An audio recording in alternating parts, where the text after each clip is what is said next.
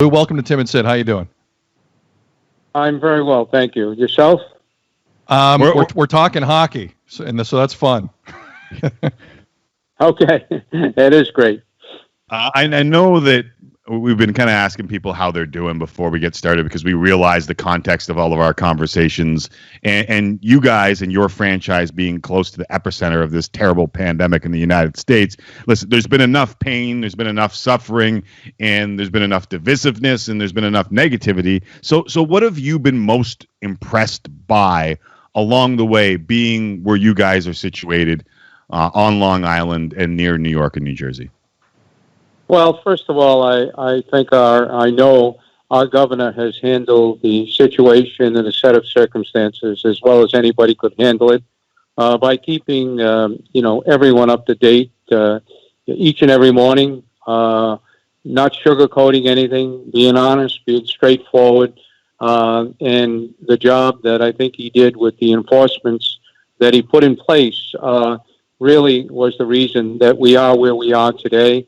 The decline has been tremendous. When you look at the population of the metropolitan area here and the millions and millions of people in the three states that we have, whether in particular New Jersey and New York, it's, understandable that, we were a peak sort of recipient of this pandemic because of the airports, whether it's JFK or Kennedy and Newark, and the people that go by it. So all of it was understood.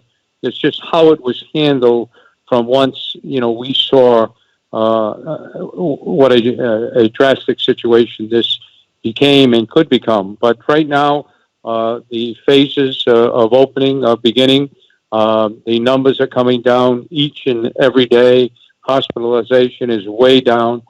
We've going from the first couple of days to lower than that over the peak. So the spikes are hopefully over, but, certainly always that little fear of something can happen if people do not do what they're supposed to do in every area. So it's an ongoing process. It's the same everywhere to different degrees, but I think right now here in our area we feel good at where we are today. Certainly with the losses that we've had, one loss is too many, but with the potential of what could have happened, you have to feel good in the direction everybody is going.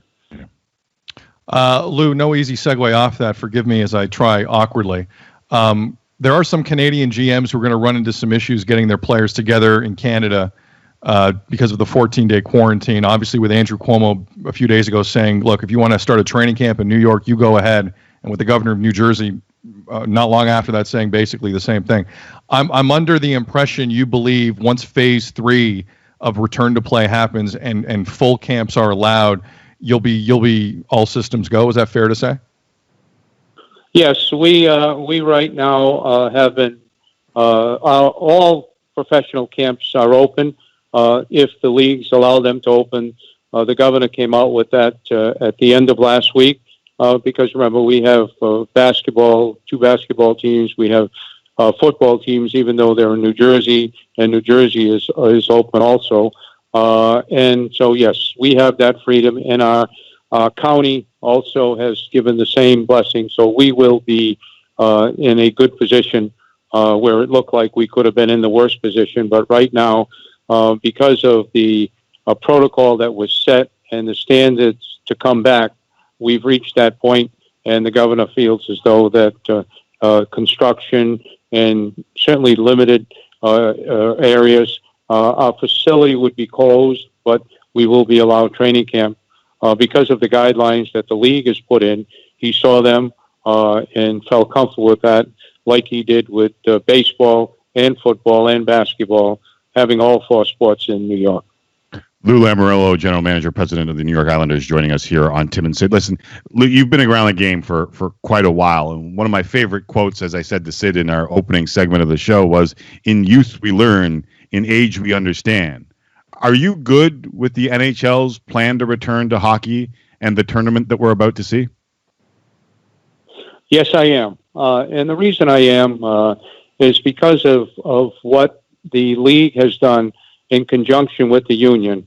And I want to emphasize that because I believe what our commissioner, Gary Bettman, Bill Daly, and Don Fuhr has done with a collaborative sort of group in doing and working towards what's best for the game and bringing in, the different types of people who are necessary to make decisions and allowing their expertise to have a voice in what is being done. For example, we have 31 teams. We have 31 different physicians. We've hired, consulted with so many infectious disease people. I know we have with our team. I know the union is concerned about the health and safety of the players. Their physicians are not going to allow anything to happen. The player reps are constantly talking to the players and talking and hearing what is going on. Is there a concern or is there a fear? Listen, there always will be that. This is certainly an unprecedented sort of world we're in today, or set of circumstances with this pandemic. Certainly in our area, we've experienced it at the highest degree and unpredictable. But the planning and homework to get the game back and all the precautions being taken with testing, there's been a lot of work in this. And I've watched the process as it's going along. I've watched the sort of the speed that it took. It was never like we have to get this done. If it's not right, we won't do it.